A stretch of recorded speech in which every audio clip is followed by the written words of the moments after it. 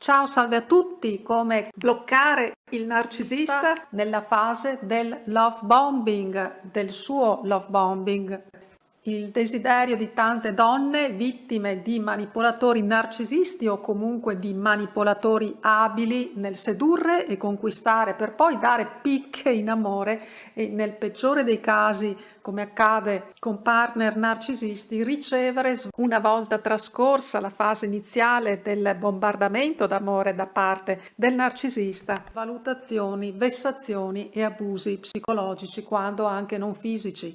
Il desiderio è quello che il partner manipolatore che le ha sedotte possa ritornare quello dei primi tempi, quindi il principe azzurro che le ha conquistate con tanto di corteggiamenti, di complimenti, di doni, disponibilità, presenza.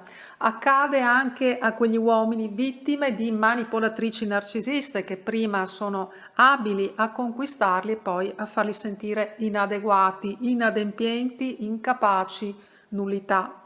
E questi uomini non si capacitano che la principessa o la regina sia diventata una sorta di strega malefica.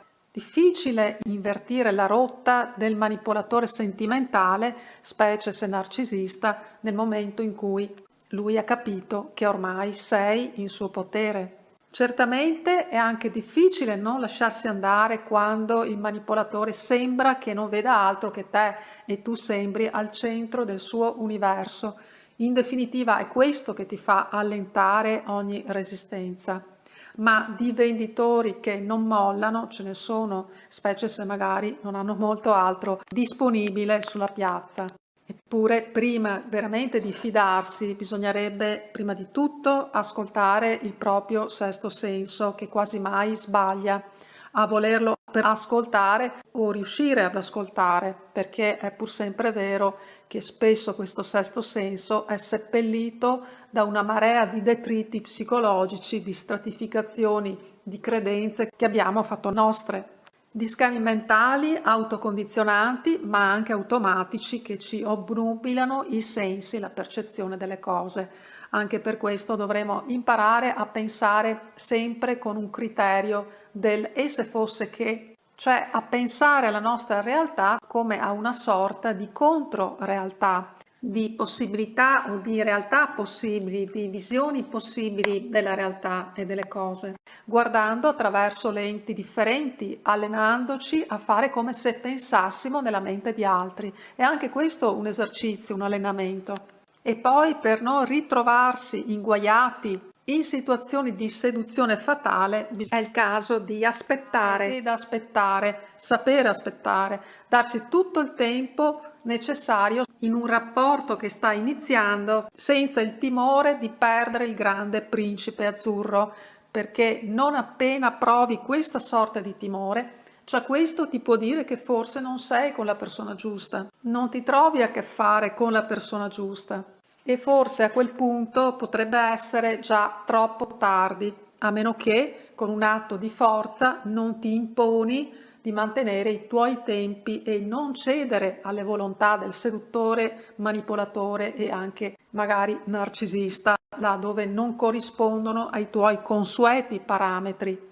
Insomma, alla fine, se c'è un modo per congelare il narcisista nella fase del love bombing, e il modo c'è, è quello di non cedere ai bisogni del narcisista, ma semmai di far incontrare i tuoi con i suoi, senza lasciarti andare a lui pensando che è l'uomo della tua vita e non stavi aspettando altro. Prendi il rapporto con almeno un briciolo di fatalità, senza soprattutto darti completamente, senza rivelarti completamente. Se un uomo, ma anche una donna, ti amano veramente, non bastano le parole, le telefonate che anche l'agente di banca ti può fare e nemmeno i regali.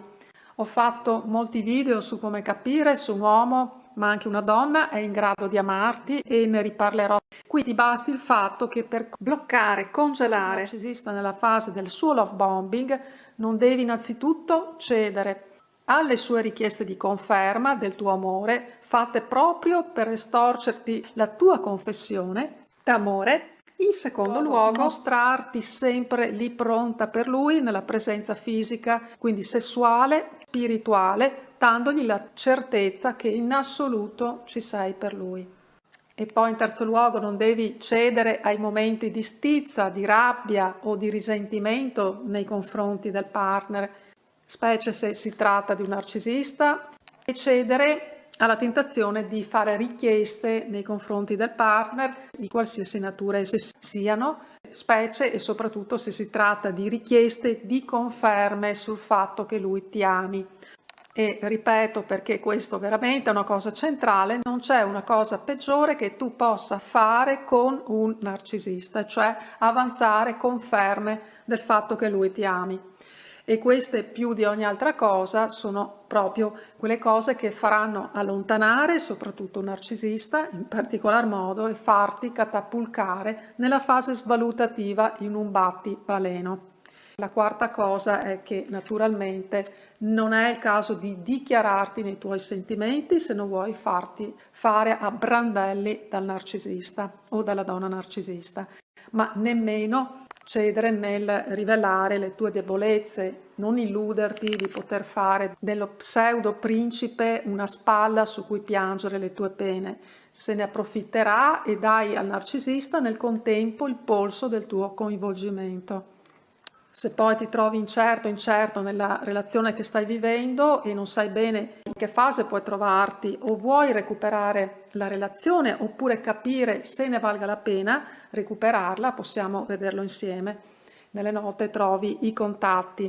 Per chi a volte capita che osservi, ma perché tenere legato un narcisista, perché volerlo contromanipolare e così via. Certo che la cosa migliore è lasciare un narcisista. Questo l'ho detto in tutte le salse possibili, ma per chi non voglia lasciare, per così dire, nulla di intentato, per chi voglia comunque tentare il tutto per tutto, o per così dire cavarsi la soddisfazione, c'è anche la possibilità di contromanipolare un narcisista, di tenerlo anche legato, per quanto appunto certo e certamente la cosa più saggia è sempre quello di lasciare un narcisista, una donna narcisista.